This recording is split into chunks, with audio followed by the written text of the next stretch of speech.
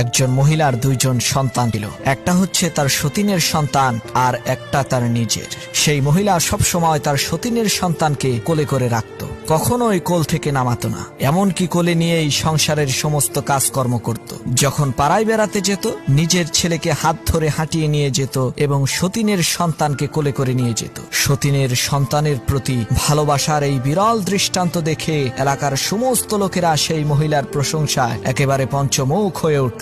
সবার মুখে একই কথা, এই মহিলার মতো ভালো মহিলা আর নাই। একদিন পাড়ার এক মেয়ে লোক এসে বলল, বুবুজান, নিজের ছেলেকে এরকম অবহেলা করে সতীনের ছেলেকে এত আদর করা ঠিক হবে না, এতে আপনার নিজেরই ক্ষতি। তখন সেই মহিলাটি বলে উঠল, শোনেন বুবু, আমার ছেলেকে আমি অবহেলা করি না, এটা লোকদের বোঝার ভুল। তাকে আমি হাঁটিয়ে নিয়ে বেড়াই যাতে তার পা শক্ত হয়, আর সতীনের ছেলেকে সবসময় কোলে করে রাখি যাতে সে কোনোদিন হাঁটতে না শিখে, কোলে থাকতে থাকতে সে যাতে অচল আর পঙ্গু হয়ে যায়।